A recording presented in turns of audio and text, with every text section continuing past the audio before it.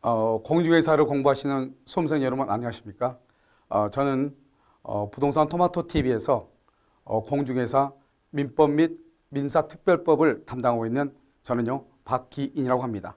이제 여러분들과 함께요 1년 동안 1년의 과정을 거치면서 공인중개사 자격시험에 대비해서 여러분들이 민법에 대해서 여러분 쉽고 그 다음에 빠르게 적응하고 그래서 모든 문제의 해결 능력을 갖추고 그래서 여러분들이 쉽게 고득점으로 합격할 수 있도록 제가 여러분들을 최상의 길로 인도하도록 그렇게 하겠습니다.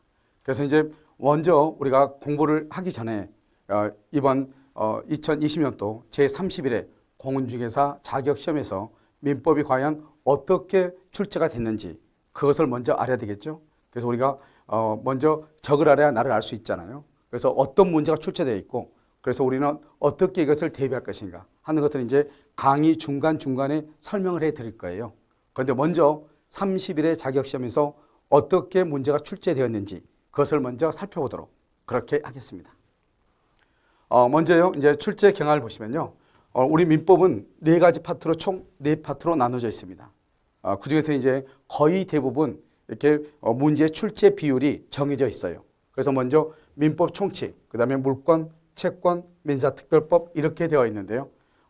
예년과 마찬가지로요. 민법 총칙에서 10문제, 그 다음에 물권에서 14문제, 그 다음에 채권에서 10문제, 민사특별법에서 6문제. 올해는요. 여기서 이제 주택임대차 있죠. 그래서 주택임대차 보호법에서 2문제가 나왔기 때문에요. 내년에는요. 아마도 부동산 실명법에서 2문제가 나올 가능성이 있죠.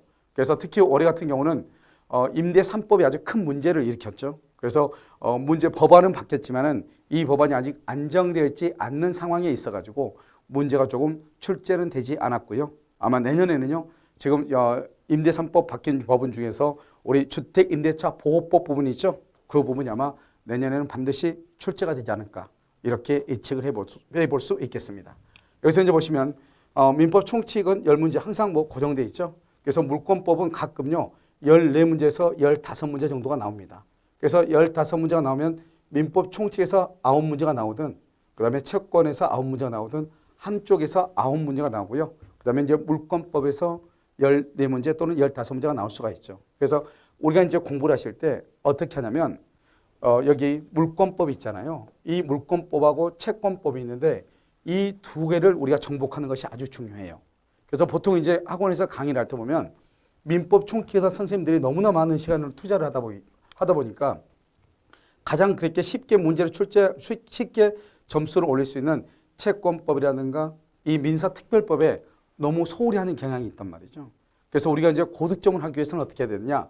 민법 총칙에 역량을 집중해야 되는 것이 아니고 여기 물권법과 채권법에 여러분들이 역량을 집중을 하셔야 돼요.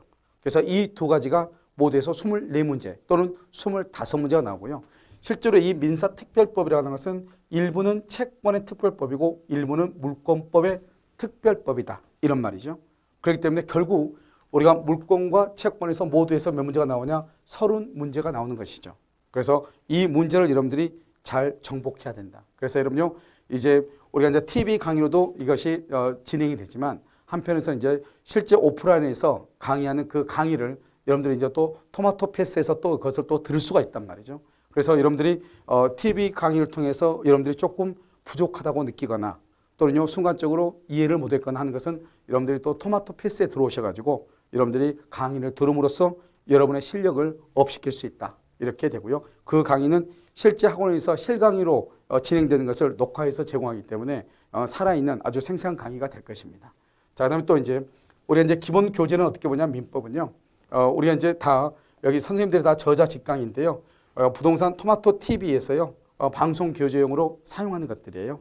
그래서 그 직접 사용하는 방송 교재를 가지고 지금 우리가 이제 강의를 하고요. 특히 이제 민법에서 이게 아주 중요하죠. 이런 뭐 공인중개사 공부를 하신 분들은 거의 대부분 다 한 번씩은 다 봤을 거예요. 그래서 여기 뭐냐면 민법 강의 노트라고 하는 것인데요. 이것은 뭐냐면 그림으로 설명을 하죠. 그래서 그림으로 보는 민법의 체계도라고 해가지고요.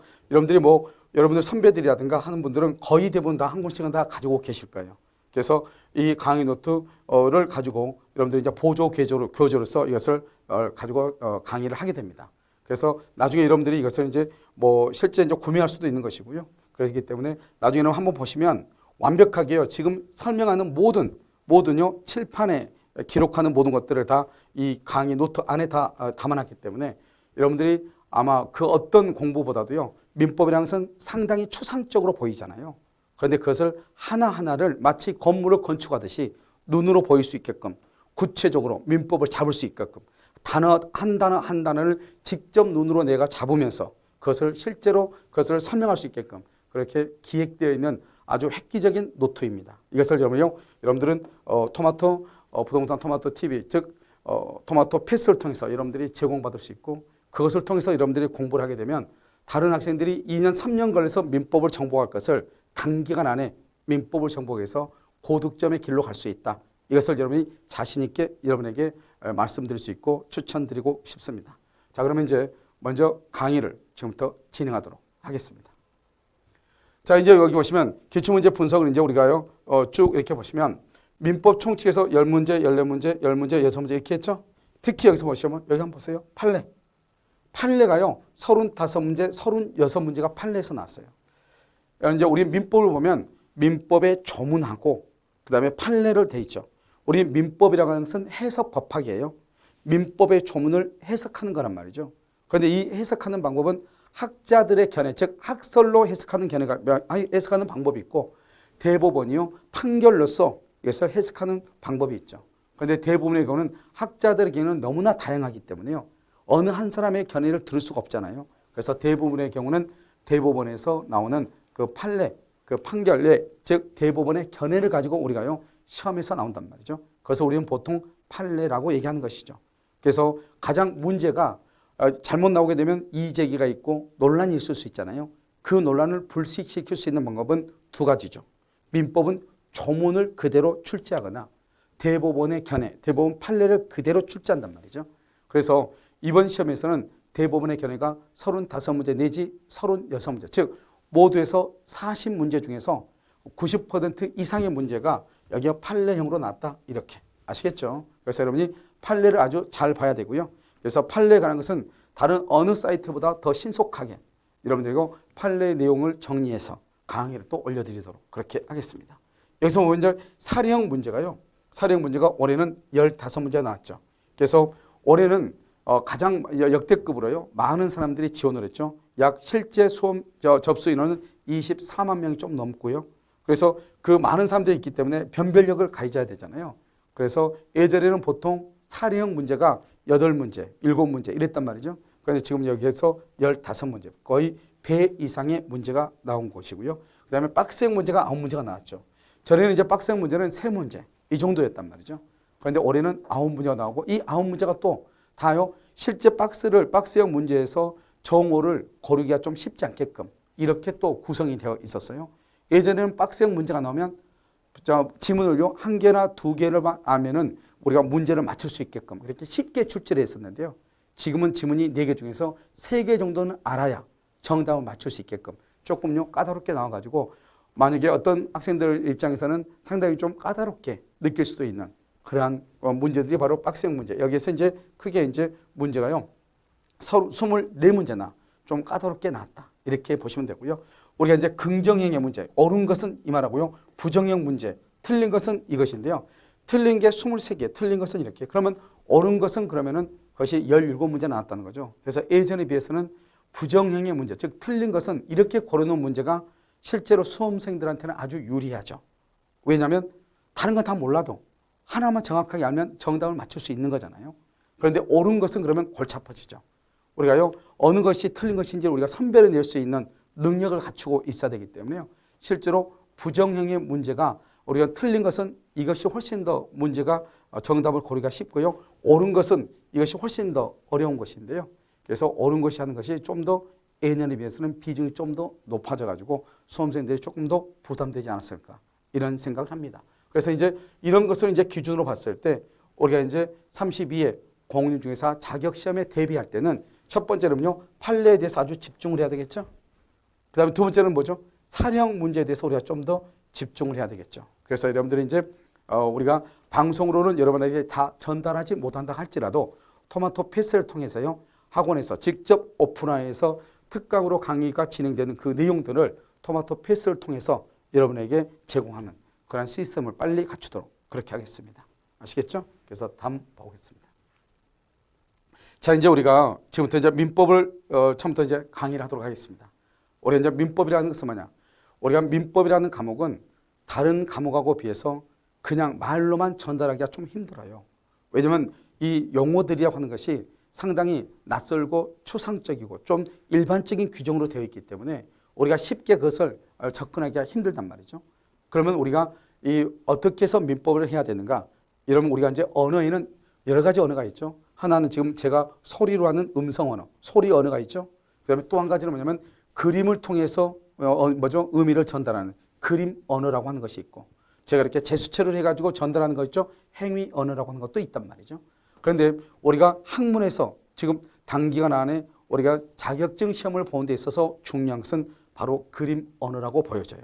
그래서 민법이라는 것이 추상적인 단어로 이루어져 있는데 이러한 것들을 그림을 통해서 마치 건축을 하듯이 하나의 건물을 보여주듯이 보여주면은 그것을 보고 우리가 시각적으로 그것을 보고 그 다음에 강의를 통해서 소리로 듣고 그 다음에 여러분이 직접 교재를 보면서 눈으로 읽으면 쉽게 이것을 삼위일체 하나가 돼가지고 여러분들이 쉽게 민법을 정복해 나갈 수 있다. 이렇게 보여져서 모든 것을 처음부터 끝까지 모든 것을 약 100페이지 안에 모든 그림으로 민법을 다 완전히 담아놨단 말이죠. 그래서 여러분이 완전한 엑기스만 모아가지고 담아놨기 때문에 이 100페이지만 보면은 여러분들이 민법을 완벽하게 정복할 수 있고 90점 이상 100점까지도 고득점할 수 있게끔 만들어져 있는 아주 고퀄리티의 강의 자료이기 때문에 여러분들이 반드시 토마토 패스를 통해서 그 강의의 어떤 위력을 여러분들이 직접 한번 체험해 봤으면 좋겠습니다. 자, 그러면 지금부터 강의를 하도록 그렇게 하겠습니다. 먼저 이제 보시면 이렇게요. 갑이 이렇게 있죠. 갑을 우리는 보통 뭐라고 하냐? 매도인이라고 하고요. 집을 파는 사람이죠. 그래서 갑이 을한테요. 자기 집을 1억 원에 사라고 얘기를 하죠. 1억 원에. 그러면요. 이 1억 원에 살아가는 것을 뭐란다? 이것을 청약이라고 하고요. 청약을 뭐라고 표현한다? 이것을 의사표시라고 얘기하는 거예요. 그래서 우리가 민법에서는 뭐가 중요하냐? 민법에서는 용어를 알아야 되거든요. 그 용어의 뜻이, 그 단어의 뜻이 무엇을 의미하는가 이 말이죠. 그런데 여러분들이 우리가 포털 사이트에 들어가가지고 우리가 여기에서 의사표시 쳤단 말이죠. 그러면 그 의사표시란 말을 쳐가지고 거기에 나와 있는 해설을 읽었다고 해서 이해가 되느냐? 그건 아니단 말이죠. 그래서 여러분들이 그럼 우리가 어떻게 해서 민법의 용어를 이해할 것인가? 제가 지금 강의하는 속에서 여러분들이 전체적인 법의 구조 안에서 여러분들이 단어를 이해하는 게 가장 중요해요. 아시겠죠? 그러면 우리가 의사표시라는 것은 뭐냐? 청약이죠. 청약은 뭐냐? 내 집을 1억 원에 살래? 이 말이죠. 이 말을 우리가 보통 시장에 가면 어떻게 돼요? 콩나물 한 바구니 사세요. 사세요? 그 말은 나는 콩나물 한 바구니 팔고 싶다 이 말이죠. 이 말을 청약이라고 얘기하는 거예요. 이 말을 의사표시라고 얘기하는 거예요. 그러면 을이 뭐라 한다? 아, 좋아요. 그럼 내가 1억 원에 살게요. 이렇게 얘기하죠. 이 사람을 뭐라 한다? 매수인이다. 이렇게 얘기하고요. 이 사람을 승낙을 하는 거죠. 승낙을 뭐라고 한다? 의사표시라고 얘기하고요. 이 청약과 승낙을 뭐라고 표현해요? 이것을 법률 사실이다. 이렇게 얘기하는 거예요. 그럼요. 지금 여기 단어가 중요한 단어가 나왔죠. 매도인, 매수인, 의사표시, 법률 사실. 그러면 여기서 법률 사실은 무엇이냐? 여러분들이 누가 법을 공부하고 있단 말이죠. 그런 분들한테 법률 사실이 뭐예요? 물어보면 쉽게 대답할 수 있는 사람이 거의 없을 거예요. 왜냐요? 우리가 법률 사실이라고 하는 것을 국어 사전의 의미로 이해할 수는 없는 거단 말이죠. 법률 용어 사전의 의미로 이해하면 끝이 없단 말이죠. 그러면 어떻게 이해한다고요? 여기서 여러분이 갑이 을에게 1억 원에 사라. 그것을 청약이라고 얘기하는 것이고 그것을 의사표시라고 얘기하고 그것을 다른 말로 법률 사실이라고 얘기하는 것이에요. 여러분들이 만약에요. 우리 토마토 패스예요. 강의를 듣고 싶습니다. 알죠? 연회원으로 등록하고 싶습니다. 평생 회원으로 등록하고 싶습니다. 이렇게 청약을 하죠. 그 전화를 거는 순간 그것을 청약이라고 하고 그것을 의사표시라고 얘기하고 그것을 법률 사실이라고 얘기하는 것이에요. 아시겠죠? 그래서 여러분 법을 어렵게 생각하지 마시고 물론 이 법률 사실이라는 것을 설명을 하려면 좀 더 넓은 데이터가 필요해요. 그건 그때 가서 보면 되는 것이고 지금은 여러분 뭘 보는 것이다? 청약이란 말이 의사표시이고 의사표시가 법률 사실이다. 이렇게 이해하시면 되는 거예요. 그 다음에 이렇게 갑의 청약과 을의 승낙이 뭐란다? 일치를 하죠. 이 일치를 뭐라고 표현하냐? 이것을 합치라고 얘기하는 거예요. 합치가 되죠. 그럼 여기서 매매라고 하는 계약이 이루어지는 거예요. 계약. 이것을 계약이다. 이렇게 얘기하죠. 그러면 이 계약을 뭐란다? 이것을요, 다른 말로 하면 법률 요건이다. 이렇게 얘기해요. 그래서 이걸 다른 말로 법률은 생략하고 그냥 요건 그렇게 하고 이것을 원인이다. 이렇게 얘기해요. 원인이다. 그래서 이러한 계약에 의해서 갑은 을한테요, 등기를 해줄 뭐가 생긴다? 의무가 생기는 것이고요. 그 다음에 을은 갑한테요, 매수인은 매도인한테 대금을 지급할 의무가 생기는 것이죠. 대신요, 갑은 을에게 등기를 해주는 대신에 대금을 청구할 수 있는 대금 지급 청구권이라고 하는 권리가 생기는 것이고요. 그 다음에 매수인은 매도인한테 대금을 지급함과 동시에 등기를 가져올, 등기를 받아올 청구권이라고 하는 권리가 있는 것이죠. 이것을 우리는 뭐라고 표현한다? 이것을 법률 효과다. 이렇게 얘기하고 이것을 효과라고 하고 이것을 뭐라고 표현한다?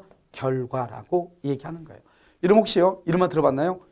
인과관계다. 이런 말 들어봤나요? 인과관계. 이것을 원인의 인자고 결과의 과자를 따서 인과관계다. 이렇게 얘기하는 거예요. 그럼 여러분요, 우리가 이제 여러분들이 토마토 패스의 강의를 듣고 싶다고 청약을 하죠. 그것을 의사표시. 그러면 토마토 패스는 그러면 yes라고 얘기하죠. 그것을 승낙이고 의사표시. 그것을 법률 사실이라고 얘기하죠. 이렇게요, 청약과 승낙이 합치가 되죠. 합의가 되죠. 그러면 매매라고 하는 계약이 이루어지죠. 그러면 이 계약을 다른 말로 법률 요건이라고 얘기하는 거예요. 그럼 여기는 매매 계약만 있는 것이 아니죠. 지금 당장 여러분들이요, 목마르서 편의점에 가서 콜라 한 병을 산단 말이죠. 그 콜라 한 병에 대해서도 그것도 매매죠. 그 매매 계약이 바로 법률 요건인 거예요. 그래서 오늘요, 여러분들이 편의점에 가서 음료수 하나라도 사신 분들은 오늘 다 뭘 했느냐? 청약이라고 하는 의사표시, 즉 법률 사실을 했고, 그 다음에 매매라고 하는 계약, 즉 법률 요건을 한 것이에요. 아시겠죠? 그 법률 요건을 뭐라고 표현한다? 원인이라고 얘기하는 거예요. 이 원인에 의해서 결과가 나오죠. 그 결과를 법률 효과라고 얘기하는 거예요. 그래서 앞으로 여러분요, 법은 항상 어떠한 구조로 이루어져 있느냐? 요건하고 효과라고 하는 것으로, 즉 원인과 결과로서 이루어져 있어. 나중에 여러분 기본서가 나오면 받아보시면 알겠지만 1번이 뭐냐? 의, 2번이 뭐냐? 요건, 3번이 뭐냐? 효과란 말이죠. 그래서 이 요건은 법률 요건을 줄여서 요건, 법률 효과를 줄여서 효과라고 표현을 하는 거예요. 아시겠죠? 그래서 이렇게요. 그 다음에 여기 의무가 있고 이 청구권은 뭐냐? 이것은 권리거든요. 권리. 그래서 여러분요, 이 갑과 을이라는 사람이 청약과 승낙의 합의에 의해서 계약을 체결했더니 한 사람은 권리가 있는 동시에 의무가 있고 타방도 의무가 있는 동시에 권리가 있게 되는 거예요. 이것을 우리는 뭐란다? 권리와 의무는 서로 대응한다. 이렇게 얘기를 해요. 그래서 99%는 어떻게 되어 있느냐? 권리가 있으면 의무가 있고 의무가 있으면 권리가 있는 것이에요. 그런데요, 약 1%는 권리만 있는 것이 있어요. 의무만 있는 것이 있단 말이죠. 그래서 우리 시험법은 아니지만 법인의 경우 보고 의무, 주무관청에 보고하는 보고 의무가 있거든요. 이건 의무만 있지 권리는 없단 말이죠. 이런 것들은 1%도 안 돼요. 우리가 가지고 있는 이 법률 관계에서는 99%가 권리가 있으면 의무가 있고 의무가 있으면 권리가 있게 되는 것이에요. 이것을 우리는 뭐라고 표현한다? 권리와 의무가 상호 대응한다. 이렇게 얘기하고요. 여기에서 뭐라고 표현한다? 이것을 권리, 의무, 관계다. 이렇게 얘기해. 그런데 우리는 권리가 있으면 의무가 있고 의무가 있으면 권리가 있지만 우리는요, 의무보다는 권리를 주장하기를 더 좋아한다. 그것을 뭐라고 표현한다? 권리 본위주의 사상이다. 이렇게 말을 하는 것이고요. 그래서 권리가 있으면 항상 의무가 있고 의무가 있으면 항상 권리가 있는 것이지만 우리는 의무보다는 권리를 주장하기를 좋아한다. 그래서 이것을 뭐라고 표현한다? 이것을 권리 관계라고도 표현을 하는 거예요. 그럼 여기는 권리라는 말만 썼다 해서 그러면 권리만 있느냐? 그건 절대로 아니다. 권리가 있으면 뭐가 있다? 의무가 있고 의무가 있으면 권리가 있는데 우리는 의무보다는 권리를 주장하기를 좋아하기 때문에 의무는 일단 생략하고 권리만을 전면에 내세우는 거예요. 그것을 권리 본위주의 사상이다 이렇게 표현을 하는 거예요. 그 다음에요. 이러한 권리관계를 다루는 법을 뭐라고 한다? 이것을 뭐라고 한다? 이것을 법률관계라고 얘기하는 거예요. 이걸 법률관계다 이렇게 얘기해. 그럼 여러분요. 우리가 우리의 어떤 법의 체계는 법률관계를 기본으로 해서 이루어져 있거든요. 그런데 기본세는 뭐라고 나왔냐? 법률관계는 법에 의해서 규율되는 생활관계다 이렇게 되어 있단 말이죠. 그럼 우리가요. 여러분 네이버에 지식 검색에 딱 쳤더니 법률관계는 법에 의해서 규율되는 생활관계다 이렇게 되어 있어. 그러면 여러분요. 그러면 그 말을 딱 읽었을 때 아 이게 법률관계구나 이렇게 이해할 수 있는 사람이 얼마나 되겠어요. 그래서 공부는 그렇게 하는 게 아니라고요. 공부는 전체적인 구조, 틀 속에서 이해를 해야 되는 것이에요. 알겠죠? 그럼 법률관계라고 하는 것은 뭐냐? 권리를 다루는 것이다. 권리. 권리는 뭐냐? 권리와 의무관계. 즉 권리와 의무관계로 이루어진 것을 법률관계라고 얘기하는 것이고 이것과 비교되는 것을 뭐라고 한다? 이것을 인간관계다 이렇게 얘기해. 그래서 인간관계라는 것은 뭐다? 권리와 의무가 없는 거죠. 예를 들어서 부부 사이죠. 부부 사이에 약속을 했어요. 우리 이번에 제주도 여행 한번 가자. 약속했는데 남편이요. 그걸 잊어버렸단 말이죠. 기억을 못하고 제주도 가는 것을 못 갔단 말이죠. 이럴 때요. 아내가 남편을 상대로 당신이 약속을 어겼으니 채무불이행이다. 그래서 나한테 손해배상을 해라. 이렇게 손해배상 청구권을 행사할 수 있는가. 즉 아내가 남편에게 권리를 주장할 수 있는가 이 말이죠. 주장할 수 있어요 없어요? 없다 이 말이죠. 우리가 부부간의 관계, 부모와 자식 간의 관계, 친구들 간의 관계 이러한 관계는 인간관계에 불과하기 때문에 법률 관계가 아니기 때문에 다른 말로 권리 관계가 아니고 다른 말로 권리와 의무가 없는 거예요. 그래서 부부 사이에 서로 약속을 어겼다고 하더라도 아내가 남편에게 남편이 아내에게 권리를 주장할 수가 없는 것이에요. 이것을 무슨 관계다? 인간관계라고 얘기하는 거예요. 아시겠죠? 그 다음에 이런 법률 관계를 다루는 법을 무슨 법이라고 한다? 이것을 여러분요 실체법이다 이렇게 얘기하는 거예요. 그래서 이제 앞으로 여러분요 나중에 우리가 물권법에 가면 뭐가 나오냐? 실체라고 하는 말이 아주 자주 나와. 실체라고 하는 말이 무슨 말인가? 이게 자주 나온단 말이죠. 그런데요 그때 여러분요 실체라고 하는 것은 뭐냐? 권리를 얘기하는 거야. 권리. 알겠죠? 권리. 이 법률 관계를 다룬 법률 관계에 관한 법을 다루는 것을 실체법이라고 그래. 그러면 이 실체법은 뭐냐? 권리와 의무의 발생을 얘기하는 거예요. 그래서 여러분요 이렇게 얘기해야 돼. 우리 민법은 어디까지가 민법이냐? 우리 민법은 이렇게 권리와 의무가 발생하는 데까지 여기까지만 우리 민법인 것이에요. 알겠죠? 그래서 권리와 의무의 발생을 다루는 것 이것을 실체법이고 그러면 이 실체법과 비교되는 게 무슨 법이 있냐? 여기에 절차법이라고 하는 것이 있단 말이죠. 그럼 이 절차법이라고 하는 것은 뭐냐? 실체관계, 즉 법률관계인 실체관계에서 발생한 권리를 실현시켜줘. 이런 권리를 실현시켜준단 말이 무슨 말이죠? 지금 매수인 을은요. 잔금 1억을 줬잖아요. 그럼 잔금을 지급했으면 갑한테 등기를 이전받아야 되겠네요.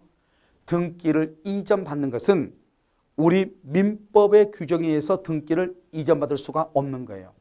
등기를 이전받는 것은 민법의 규정에 의해서 이전받는 것이 아니고 어떻게 해서 이전받는다? 그것은 부동산 등기법에 의해서 등기를 이전받는 것이에요. 우리 민법은 권리와 의무가 발생할 때까지 그때까지만 우리 민법이란 말이죠. 그래서요 여기 권리를 실현시키는 것은 부동산 등기법에 의해서 등기를 이전받는 것이에요. 아시겠죠? 그 다음에 여기 대금을 지급해야죠. 갑이 을한테 등기를 해줬는데 을이 갑에게 대금을 지급하지 않는다 이 말이죠. 그러면 갑은 어떻게 해요? 을을 상대로 법원에 소송을 제기해야 되겠죠. 그 소송을 제기하는 기초가 되는 법이 뭐냐? 바로 민사소송법이라고 하는 법이에요. 그 민사소송법에 의해서 소송을 제기한다 이 말이죠. 이때 매수인은 의무를 이행을 하지 않았잖아요. 그래서 실체 관계에서 발생한 의무를 이행하지 않을 때 그 의무의 이행을 강제, 그래서 의무 이행을 강제하는 것, 이것을 우리는 절차법이라고 얘기하는 거예요. 다시 한번 볼까요? 우리가요, 갑의 청약과 을의 성낙에 의해서 계약이 이루어지죠. 이 계약을 법률 요건이라고 얘기하고, 이 법률 요건은 원인이고, 이 원인에 의해서 법률 효과라고 하는 결과가 발생하고, 이 법률 효과인 결과는 권리와 의무가 발생하죠. 이 권리와 의무를 다른 말로 권리라고 얘기하는 것이고, 이 권리를 다른 말로 말한다. 권리관계를 법률관계라고 얘기하는 것이고, 이러한 법률관계를 다루는 법을 실체법이라고 얘기하는 것이고, 우리 민법을 실체법이라고 얘기하는 것이에요. 그래서 우리 민법은 권리와 의무가 발생할 때까지만, 여기까지만 우리는 실체법, 민법이 하는 일이고, 그 다음에 이렇게 우리가 실체관계에 의해서 발생한 권리를 실현시켜주고 등기를 이전해 줘야 되겠죠. 그 다음에 대금을 지급하지 않으면 그 대금을 지급하도록 의무의 이행을 강제시키는 것, 그것을 우리는 뭐라 한다? 절차법이라고 얘기하는 것이에요. 이러한 내용들이 어떻게 이제 글로써 정리가 되는지 우리가 그것을 한번 정리해 보도록 하겠습니다.